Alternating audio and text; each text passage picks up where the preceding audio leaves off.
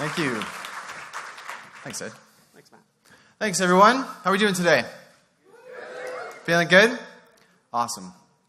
So we're going to talk about user experience in real life. And let me get these slides. There we go. Sometimes that's what it feels like. Right? The struggle is real. User experience in real life. So we're going to start with some interactive engagement here. I want you all to put your fingers in your ears. It's weird. Just do it. Everybody got it? Okay, cool. So now I'm going to talk a little bit while you have your fingers in your ears, and I have a microphone, so I'm going to try and talk a little bit quietly, and I'm going to say a bunch of random shit that you think is kind of weird, and we're going to talk, and I'm going to blah, blah, blah, blah, blah, blah, blah, blah, blah, blah, blah, blah. So keep them in and imagine that phone calls were like this way back in the day. I'm going to keep mumbling a little bit because it's weird and because it's fun. Now take them out. Can you hear me better? Yes, of course you can. So that's better. That is way better. And it's better because somebody thought about the crappy quality of telephone calls way back in the 1800s and did something about it, right? If you were having a phone call that was consistently like having your fingers in your ears, rather than going like, oh, this phone call is so shitty, I don't like this, I can't, rather than complaining about it, you do something about it. And so in 1876, Emil Berliner made the microphone. And so his answer wasn't like, I'm going to make a better quality phone. It was, I'm going to make the microphone. And so because of his idea, solving a problem, iteration, prototyping, the years that it took for him to create this invention, we now have microphones like this tiny little Britney Spears one that I have on today, which is pretty cool. And arguably some of the most important moments in all of history were made better because of that invention. Back in the 1960s when this speech was made by Martin Luther King, if there was no microphones or just really shitty quality telephones, that would have been far less impactful. And so it's those kind of inventions that we're really excited about, and that's what we want to talk about today in terms of user experience. That's UX. This is UX. Right here is UX. Everything is UX. And Emil Berliner helped make it happen, especially for Martin Luther King, but for plenty of speeches that happened after him. I know Draplin talked about our friend Obama this morning, talked about another person who's not so much our friend. But those inauguration speeches wouldn't have been nearly as impactful if it wasn't for microphones. So everything, literally everything, and we're going to talk about this in a sec, literally everything is a user experience. I'm going to walk you through your day. Maybe not your day, but somebody's day. You got out of bed, your bed, user experience. That puppy, cute as hell. The tap you use to wash your face, brush your teeth, get a drink of water from, that's user experience. The towel you use to dry yourself off of when you got out of the shower, or the bath, if you're a bath person, that's cool. The razor you use to shave your face, shave your head, shave other parts that we don't need to mention in this talk. The makeup brush you use to apply the pigment, how soft it was, how nice it was to apply that makeup. The toothbrush you use, that's a terrifying photo. I'm sorry you had to see it so large. The toothbrush you use to brush your teeth, that's a user experience. The clothes you put on, the jeans, the undies, the shirt, the jacket, all of those things were designed to make you feel great and be put on in a certain way. The streetcar you might have taken this morning. Who here is from Toronto? Oh yeah, you know what I'm talking about. The TTC you got on, the seats, the bings, all the sounds, everything that's on there is a user experience. Then the TTC car you got off because it's short-turned is also a user experience. For those of you not from Toronto, when a TTC car short-turns, which is like every 5 minutes, they make you get off because they're going to switch you to another streetcar. It's super annoying. So this is you waiting. That curb was designed by somebody, user experience. Back on the TTC, now you're moving, you're happier. It's another type of user experience. And finally here, it wasn't set up like this when I got this photo off the internet, so it's not exactly like the way you're sitting today, but it's a pretty good approximation. So here, right now, you and I were having this experience. It was designed in a certain way. It's been lit a certain way. The sound is a certain way because it's meant to optimally have, the right tone for what you want to do today. And then lastly, who has a chair like this in their office or something like it? Really? What does everybody else sit on? Bean bags, right? Treadmill desks. And the chairs, right? Somebody thought about that chair. They thought about the height and the adjustment and how soft it was and how breathable it was for the people that sweat like myself. All of that stuff. So I want you to think about something really, really important as it comes to UX. Is that someone thought a lot about your butts. That's weird, but it's true, right? Somebody took the time to be like, what if we have somebody with a certain size butt and they were going to sit in this chair? Would it make them feel comfortable? And the answer is, it has to be, well, yeah, it should. And so they designed around that particular constraint. It was a constraint, and they tested. I'm sure they sitting down, standing up. Imagine being one of those testers. Can you just sit down in that chair 300 times today? We're just going to test out the softness. Somebody thought a lot about your butts. So everything is user experience. It's not just in here. And one of the things that I really want you to walk away with today is that user experience has been popularized in the last 5, 6, 7 years. And it's become an amazing discipline that people respect a lot because of digital products. But it lives way outside of digital products, and it has for thousands of years, right? It's not just inside these tiny pieces of glass that we use every day. It's in rooms like this. It's what happens before you build that application. It's what happens afterwards. All of that stuff is UX. UX in real life. So like Ed mentioned, my name is Matt Hryhorsky. It's a complicated last name. I don't expect you to remember it. That's cool. I work for this company. A bunch of crazy folks. We design apps and websites and user experiences.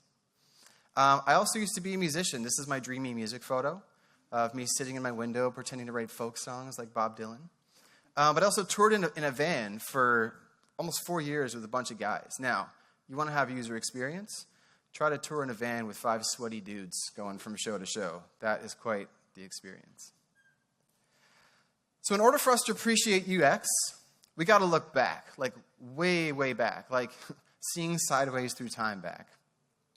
UX is old, super, super old, like Hippocrates old. And actually, one of the first recorded sort of documentations of user experience, or the thinking behind UX, was Hippocrates wrote a document about the optimal setup for surgeons back in the, in the early 1800s. Or, sorry, way back when he was around. And surgery at that time was bloody. It was like people were dying. If you got out of surgery alive, you were in good luck. So he wrote this idea that, how do we set up a surgeon's optimal workspace in order for them to do their work properly? He wasn't like, I'm going to make an app for surgeons to help them do surgery better. He was like, I'm going to help them do their jobs better. So where do things need to be placed? How do I give them optimal room to move around the operation room? And what are the tools that they need in order to do their jobs effectively? That's good UX. The wheel. Let's talk about the wheel. Also, let's talk about the fact that that is the coolest dog I've ever seen.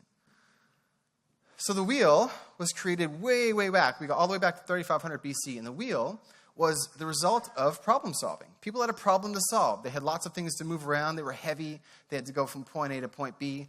And up until that point, it was all human labor. People were carrying stuff on their backs.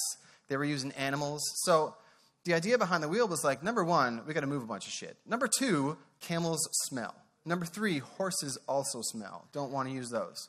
So what do we got to do? Now, there was a lot of early prototypes, and they were, using a bunch of different materials and a bunch of different ways to have a wheel. But they didn't actually use it for transportation until far later. The first iteration of the wheel was actually a pottery wheel. So they had it spinning on a flat surface, and they were using it to make pottery. It wasn't for a long time after that someone was like, wait a second, if we turn this on its side, we can use it to transport the things we've been talking about for a while. Prototyping, iteration, learning, all of those things is part of user experience, and they created it in real life. Now, today's wheel is far more advanced than that one that we saw a long time ago. And rather than focusing solely on transportation and how to move things from point A to point B, our job today in creating wheels is about performance. It's about ride. It's about temperature. It's about all of these tiny metrics that you would never think about or didn't think about thousands of years ago. And so as we progress to making these new things and thinking about the people who are going to be on top of those wheels, we have different things that we're iterating on and problem solving for, which is exciting. Da Vinci. Da Vinci was a UX'er, surprisingly enough. So there's a story about him having to plan a big feast. And they said, Da Vinci, we want you to plan this big feast. It's going to be awesome. So it was apparently an important dinner for lots and lots of people. And he said, you know what? We need an efficient way to get this food made and get everybody happy and satisfied throughout this event. So he actually created one of the first documented conveyor belts. And that conveyor would bring raw materials, in this case it was food, ingredients, and they would conveyor them down this belt, and all the chefs would use the raw food to create the dishes for the people, and those got sent out into this sort of banquet hall. He also created one of the first sprinklers in the case that shit went terrible.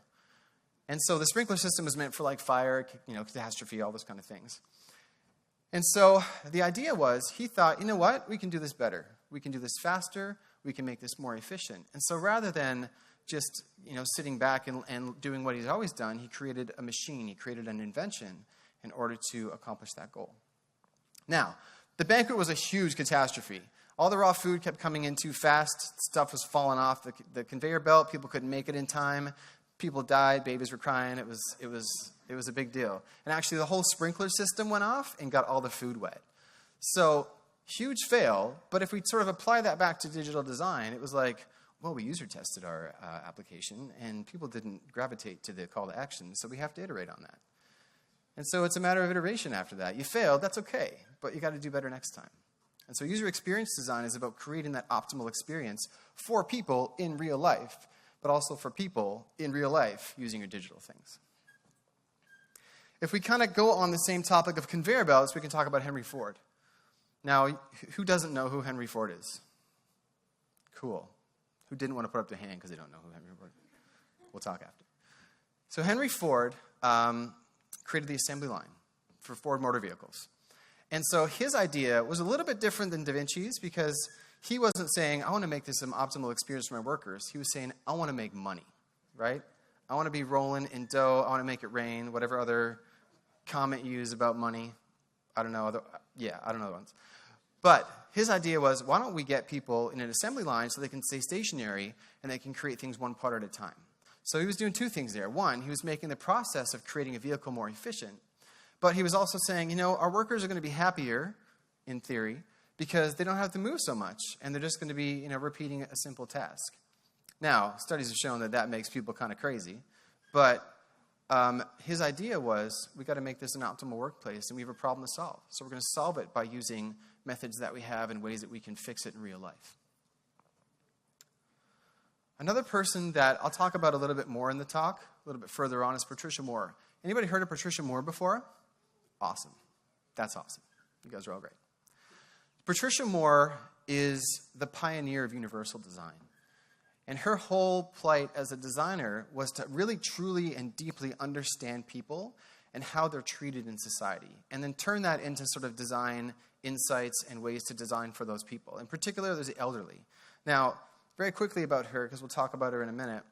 She dressed up in costumes and went out into the public and got an idea of how people from certain groups were treated. And it was mind-blowing, the results, and we'll talk about those in a minute. If we could step back a little bit, though. So Patricia Moore was awesome. She was from the 70s. I want to take you back to the 60s. I can't dance like that. So 1960, and I want to talk to you about this guy, Walt Disney. Who knows Walt Disney? Mm-hmm. Who's been to Disneyland in Florida? I feel like if you're from Toronto or like the GTA, that was just a place, it was like Mecca. You kind of just go there when you're a kid. Your parents drive you in the car. You see hot air balloon races on the way, it's that kind of thing. But Walt Disney created a bunch of awesome theme parks, but in particular, I want to talk to you about this one, Epcot Center. And so who's been to Epcot Center? Who wishes they've been to Epcot Center? Come on, don't be shy. All right. So Epcot Center, from everybody's sort of general knowledge about it, is this place where they talk about, the future and different cultures and different worlds, and it's all grounded in, like, Disney, right? You can, like, meet Mulan in China. You can, meet Snow White in Germany, that kind of thing. But the original idea behind Epcot was the experimental prototype community of tomorrow. That sound like UX to you guys? So his whole idea was that I worked with Walt apparently, that he would build this city, this experimental city where he could test the optimal and most delightful way for people to live. And there was tons of flaws in this model, and it was, we can talk about that for a long time, but the idea was new innovations and new technology that was coming out of corporate America at the time would be sort of battle-tested in this new community. And they would identify how people used certain technologies and certain products and the ways that they interacted as sort of a social experiment. Now, I think it's super interesting, the idea of taking an entire city and like prototyping that as far as user experience goes and really learning and understanding what those people are doing. I know in my agency, we're always like, well, we're gonna test out this. We do a prototype for this animation. It's like, I don't have a prototype for an entire city. I have a prototype for an animation, just to give you a sense of the scale that Walt was working at. Now, inside Disney, he created an agency called WED, after his initials, Walter Elias Disney. And this was the first sort of iteration of Imagineers. So right now, inside Disney in present day, there's a whole Imagineering department, and they really focus on the experience of people coming to the Disney theme parks, how they feel when they walk in the door, all the things that they can do, what are the pieces of the park that they're drawn to most. And so, over the years, they created these 10 commandments. And there's 10 different commandments, and they were actually created in part with Walt Disney, but also primarily by a guy named Marty Sklar. And Marty was one of the primary voices and forces behind all of the 11 Disney theme parks. And so we're going to walk through all 10 of them, and I'm going to apply them back to digital design. Now, there's 10 of them, and, one of them isn't, thou shalt wear ridiculous mouse hats. Who's got one of those ridiculous ear hats from Disney? You do. Okay. We'll talk after. I see you. Number 1, know your audience. Who the hell are you designing for? What is this for? Who are they? What are they doing? Why do I care? Why do they care? We talk about a lot of this in user experience research when we do our digital products, and you should, right? Who is it? And if a client, in my case, it's clients come to you and say, well, we know our customer. They're males between 25 and 40, and they hang out on Snapchat, It's like, well, no, they don't. I'm not going to take your word for it. I need to do some research. Know your audience. Who are they? Next one, wear your guests' shoes. Empathy. Understanding who they are. Walt Disney actually had his Imagineers every week stand in line at his theme parks so that they could truly understand the experience of people who were going to be using those, going on the rides. And how could you make that experience better? Who likes waiting in line for anything? You're a sick man. Sick man. I don't, and I bet most people don't. And so his idea was, how do we make that experience better? So they put up signage about how long the wait times were. They added fun facts on the way into the rides, things that would keep you occupied and interested while you were waiting for the haunted house at Disneyland. So wearing your guest shoes is incredibly important, and same with digital. Understand your people. What do they want? How do you speak to them? You can't speak to everybody in the same way, and you can't do the same things for everyone and make it impactful. Number 3, organize the flow of people and ideas. Anybody ever created a user story or a user flow in their application or website? Sure you have, or at least you should be, right? His idea was, when somebody walks into this park, regardless of what the park is, how do I guide them through the story that we want to tell them? How do I get them to the most important stuff? And how do I make them feel amazing as they're going through that experience? And so organizing the flow of people and ideas translates right back to our applications and our websites and all the products that we're building. Now, especially with like VR and augmented reality. How do you walk somebody through that environment and still make them feel great? Now, this next one is interesting because they called it creating a weenie. And so my definition of a weenie is a little bit different than Walt's. Like when I use the word weenie, I'm like, that guy's a weenie. Something like that. But they called it a weenie, which was a visual magnet. And it was objects that are large enough to see from a distance and interesting enough to draw people's attention. And the story goes that when Walt used to go to amusement parks way back in the day, the first thing that he'd be drawn to was the wiener cart, street meat, hot dog cart, whatever you call it. And that was the thing that got him excited. That was the first thing he wanted to do when he first walked into that amusement park. And so the Imagineers, their idea was to create a weenie, create something that people could focus on to take action. Now, in terms of UX, our job is twofold. It's to make sure that the people using our products and services and applications and experiences can find the things that they're looking for as easily as possible. But also, they can find the things that we want them to find as soon as possible. So it's kind of a twofold process. Now, in terms of creating a weenie for Disneyland, the big one that we all draw attention to is the castle. Right? No matter what, when you go to Disneyland, it's like, whoa, we got to get to the castle and see what it's all about. Truthfully, the castle's a huge disappointment because it's just a restaurant. But when you get there, it's like, I want to go to this castle. And so for Walt, creating those weenies and those big, impactful visual magnets was important. And so thinking about our stuff that we make, call to action buttons, large graphics, maybe it's a bit of motion, something to draw the user's attention when they first arrive. That's a weenie. Communicate with visual literacy. So, In recent times, there's been this raging debate over like font design versus schemorphic design versus blah, blah, blah, right? But the idea that Walt had was communicating with visual literacy meant doing things that people are familiar with. So it's not saying we're going to make everything, totally real, because we know Disneyland is kind of a fantasy land. But it's still grounded in the ideas of reality and understanding what people are used to. So if we go back to our applications and the things that we're designing for digital, we talk about shadowing and lighting. And if you were here in this last talk, it was all about the right lighting positions and making things feel very realistic. And I think that's great, and we can't lose that. But it doesn't mean to go so far as to have like leather-bound books on your website, like we used to have a few years ago. So understanding how people can conceive and understand various pieces of their worlds and translating those back to help them move through an experience. Avoid overload, number 6. Right? Avoiding overload meant don't bombard people with tons of stuff as soon as they walk in the door. Like for Walt Disney, it was like, when I walk in that theme park, I don't want to have, buy cotton candy, buy a hot dog, go to this ride, check out this show. Don't do that. Let people get in, and then you can start to layer things on as that experience progresses. Just like your website. If you walked in, or if you started using a website, and it was like, hi, nice to meet you, check on this button, look at this newsletter. I mean, a lot of websites do that, and it's shitty, but that is avoiding overload. Don't overwhelm people. Let them have their moment to sort of, calibrate and then get into the experience. The other thing, too, that I want to talk about with this number 6 is a lot of young designers, especially, that I see, they have this idea that adding more shit, adding more motion, adding more animation is a way to attract people's attention. And so I just want to throw it down for the record that coolness is not a principle of user experience design, right? Just because somebody saw your thing on Dribbble and said, nice, cool, bro. I can go through all my Dribbble voices if you'd like. Sweet, those kind of things.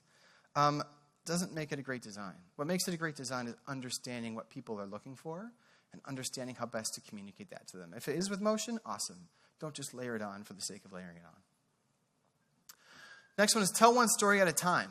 Classic example on a website is, hey, I really like this blog post. This is a great blog post. I'm really interested in this. Oh, sign up for a newsletter. Oh, look at this advertisement. Oh, look at this stuff you're supposed to be doing. Blah, blah, blah, blah. Right? Now I don't care. I'm out. I want to leave because it's annoying. Telling one story at a time in digital is really important.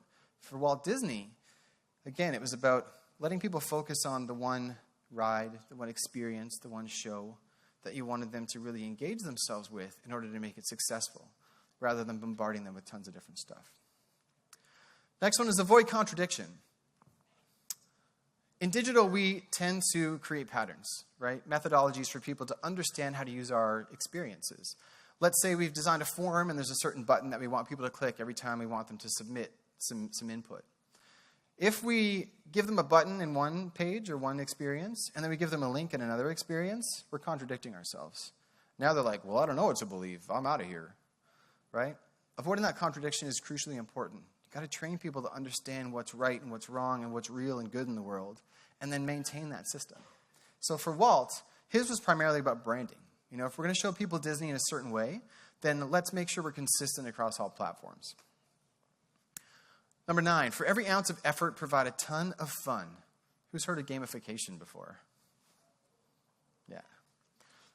Give people something in return for them doing the thing you wanted them to do, right? If you want them to click on a button, or you want them to hover over something, or you want them to take an action, and they do it, that's amazing. It should be like, oh yeah, good for you, you did it, that's awesome. Encourage them, let them go through that experience feeling great. Too often, in design, you want someone to do an action, and they do it, and you're like the Nicole Kidman, who saw that? The Nicole Kidman clap? It's like, what are you doing, right? Give them some real reward. Make it exciting. Give them feedback. Number 10 is keep it up. This is our last one. Keep it up. Now, in Walt's case, it wasn't like, you're doing great, keep it up. It was like, maintain the experience and the quality of that experience across the board. Maintain the cleanliness of the park. Maintain people's understanding of how things are going to work. Speaking of cleanliness, so I know for me, I can't be productive in my work environment, and everyone's different, if it's not clean. Who's a clean desk freak like I am? Yeah, you know what I'm talking about. And so I think it goes all the way back to my mom, who was like Martha Stewart times 1,000. Carry the 3. She used to vacuum in the morning, and she would vacuum in the evening. And she just really liked vacuuming, first of all. But she also made us wear slippers. Who had to wear slippers in her house? Like mandated slippers. Not like, throw some slippers on, they're warm. It was like, wear your fucking slippers. Yeah. So we had these like amazing but not very friend or girlfriend friendly babushka slippers that my grandma used to make. And so every time a guest would come in, we're like, you gotta wear the slippers, man. I'm sorry. And you'd like open the closet and it'd be like, like slippers. Like, would you like the green ones or the pastel? Tons of slipper options. And so in my house, it was all about order and making sure that things were clean. And that's how my mom felt comfortable. And so I kind of inherited that. But the idea of keeping things up and maintaining your space for Walt was about making sure that people could feel calm in the experiences that they were having. All right. Who's heard of Maslow's hierarchy of needs? Yeah, most of us learned that in high school or elementary school. Now, there's actually a hierarchy of user needs. Who's read Aaron Walter's book, Designing for Emotion? Great, great book. If you haven't read it, you should. It's awesome. Now, Aaron Walter, in his book, talks about the hierarchy of user needs. And he starts at the bottom with functional. It's got to work. It's cool. Then he goes to reliable. It's got to work all the time. Then he goes to usable. And so usability is, it's got to work all the time, but it's got to be something that I can do with efficiency. I've got to be able to use it properly. And then at the top of that amazing pyramid of user experience is pleasure and delight. And we like to use the term delight a lot in UX, and it's kind of overplayed. Everyone's like, oh, just make it delightful. I want some delight. Clients will come and ask you for delight. And that's a hard thing to create. But if you do it properly, you've hit the top of that pyramid. And I'm a huge nerd, so I actually designed this poster when that book came out. And I sent it to Aaron, and I was like, Aaron, I love your book. I was a huge fan. Aaron, I love your book. So I did this as a reminder to myself. And he actually wrote me back. And we actually got to meet a little while ago, and that was like a huge superstar moment for me. I was kind of just like... but the idea here is that user experience, whether it's digital or physical, has to follow these things, has to follow these rules. And you have to understand how you're taking people through an experience, whether it's designing a parking lot or designing an application. Really, really important stuff. One other detail to mention is that Aaron has the word Walt in his name. It's interesting. Interesting, Aaron, if that's even your real name. User experience is human experience. It's about people. It's about us. It's about you. It's about me. It's about understanding what they want and what they do and how to make them feel great. Every one of us, on an average day, makes about 35,000 decisions. Sounds like a lot. But, like I'm deciding right now to move my hand this way and talk and step and do all these kind of things. 35,000 isn't out of the realm of possibility. And most of these decisions are subconscious, opening the door, brushing your teeth, having your shower, all that kind of stuff we just do on repeat, right? We even make 200 decisions every day about food. Arguably, that's not a good decision, right? That's the only kind of weenie that I'd be comfortable with. But the only time that we actually think about those decisions, all 35,000 of them, is when we get unexpected results.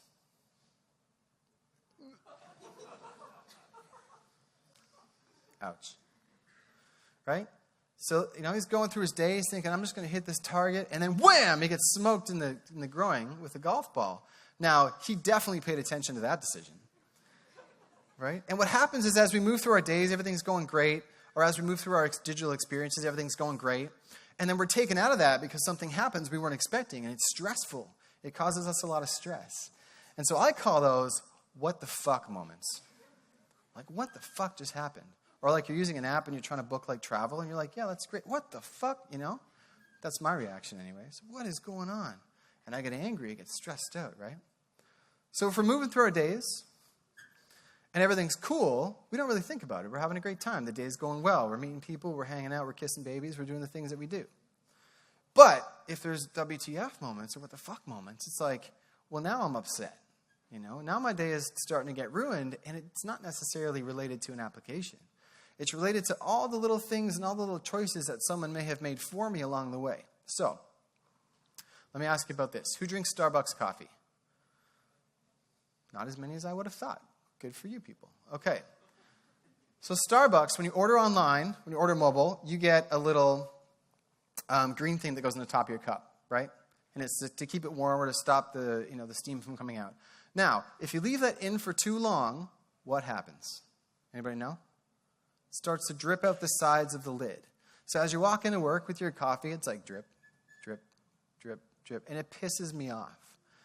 And so it's not a big thing, it's a little thing, it's the drips, right? But that's the first WTF moment of my day. And now I'm like, as soon as I get to the office, I'm like, I got to put this down, but now my hand's all wet, right? Not good. All right, let me ask you this question. What's the first thing you do when you wake up? Just yell it out. Check your phone. Good. So another woman, when I asked that question, she was like, drink a glass of water. And I was super impressed with how healthy she was. I'm like, when I wake out of bed, I'm like, Instagram, boom, right away, right? So we all check our phones. Now, yeah, it like beckons to me, like Lionel Richie does. Now, this is not a real stat, but it's an important one. Time to screen. That's like from the time you get up and you open your eyes to the time you grab your phone, that's like, what, 2 seconds, 3 seconds, 5 if you're slow, right? Now, that's a stat I can get behind. I don't watch sports. I'm not a sports guy, but TTS, that's an important stat in my world, right? So people are going to ask you, what's your TTS? You could be like, well, I'm a 2. I'm a 3. Or you could say I'm a 1 just because you like shit talking. Now, question for you. Who knows what this is? I've labeled it to make it easy, but what is this? It's a phone dock, the original iPhone dock for your iPhone. Now, who knows what happens when you pick up your phone with this dock on? Dock comes with you, right? It's like, oh, that's great. Now it's got the dock and it's got wires and it's on my nightstand and things are falling over and people are awake now. It's annoying. That is a TTS killer. Time to screen, screwed because of that phone dock, right? It comes with you. Now, this is called the elevation dock. And somebody made this because they were like, you know what? When I wake up in the morning, I want to make sure that I can see Instagram as fast as possible. So this is a huge honking piece of metal that you can just pick up and you can read your... So it's like, boom, gone, no problems. It just stays where it is. It's amazing. So great UX removes those WTF moments. Who knows this guy? Don Norman? Better yet, who knows this book? There's some more hands. All right. The Design of Everyday Things. In that book, he talks about light switches, remotes, cups, doors, all this kind of stuff. Remotes. Terrible, terrible user experience on remotes. Quick story. My dad, I came home, he was babysitting my son, and I came home when he's watching TV on his phone in front of my big TV, which is off. And I'm like, what are you doing, man? He goes, I couldn't figure out your TV. I don't know how to do it. And so 2 things went through my mind. I was like, oh, it's really sad that my dad didn't know how to turn on my TV. But also like, wow, that remote's got to be really bad for him to have problems with it. And that happens a lot in real life. Light switches, all these kind of things. The Norman door. Who's heard of the Norman door? Yeah. Really what the Norman door is, for people who haven't, is just a really crappy door, right? There's 2 handles on either side. They both look like they could do the same thing. And half of the time, they make people feel like complete idiots. Because you're like, oh, I'm going to put, oh, shit, I'm just going to pull the, oh, shit, right? And you end up feeling like this guy, right? So Norman's got some design principles we're going to go through real quick. But they are about real things in real life and how we can use them and how we can apply that back to digital. First one, visibility. Make sure the thing that you want people to do is visible, right? If there's a handle and it needs to be grabbed, make it visible. In your products, don't hide menus, but hide hamburger buttons if there's 3 fucking options, right? I don't want to discover that. I want you to just show me. 2, feedback. We heard about this in Disney's principles. But, real life feedback. When you fill up a glass of water, what happens? Who wants to make the sound for me? Bonus points. Thank you. Logic. I like it, right? But the sound goes bloop, bloop, bloop, bloop, bloop, bloop, bloop, right? You get feedback, audio feedback. Now, if you're filling up a swell bottle, you can still hear that, but you're going, huh? Huh? Huh? Right? Splash. It's terrible. It's feedback, important. Constraints. Restricting the interactions that can happen, right? What can I get people to do? Make it really clear for me to understand what those constraints are and help them to do it.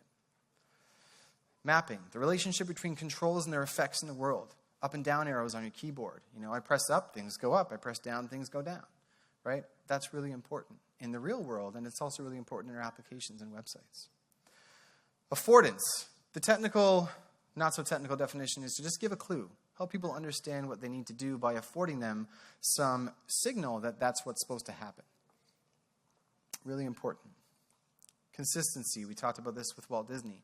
Make sure it's the same across the board. Don't make me discover it again every single time. And lastly, we got empathy, which isn't one of Norma's design principles, but it's certainly one of mine, and it really should be one of all of yours. Empathy is incredibly important. And we talked about Patricia Moore earlier and how she practiced extreme empathy. So she dressed up in 9 different outfits, personas, and she walked around cities in the U.S. and Canada back in the 70s. And her whole thing was about the elderly. And during that time, she got beaten up by a gang. She almost got run over by a car. She was verbally abused so badly that she was in tears most days. And her whole plight was to understand people in that age demographic and the things that they had to go through every day in order to design better things for them. And that's the kind of empathy we should all want to have. Not necessarily dressing up in costumes and going around the North America, but understanding who people are and what they're doing and really living life as they live so we can design things that are appropriate for them. And we have to take those real-life experiences into account when we're creating our digital things, or else everything is going to fall apart. That might be a bit dire, but it is. Let me give you this example. Who's been the first person at a party before? Yeah? How's that feel? Awkward, right? You walk in, there might be like music going, there might be like a bowl of chips in the corner, if you're at a grade 8 party. And so you might walk in and you're like, okay, well, I guess I can dance a little bit. I'm just kind of, hanging out. I wonder when my friends are going to show up, that kind of thing. And if no one gives you instructions about what to do, my move is just ride the chip bowl. Hope somebody shows up soon. All these chips are going to be gone, right? But think about that when you're designing experiences. What happens when you first load an application that requires some sort of input or collection, let's say Pinterest, for example, and there's nothing there, We tend to analyze it in terms of the digital experience. Well, we have to help them make a collection of. It's think about that sad party. That person feels terrible and awkward and they don't know what to do, right? So rather than being well, I guess I'm going to go home now, boom, shut your app. Or making them feel really uncomfortable. You got to understand how to make them feel more comfortable and give them the cues to do that.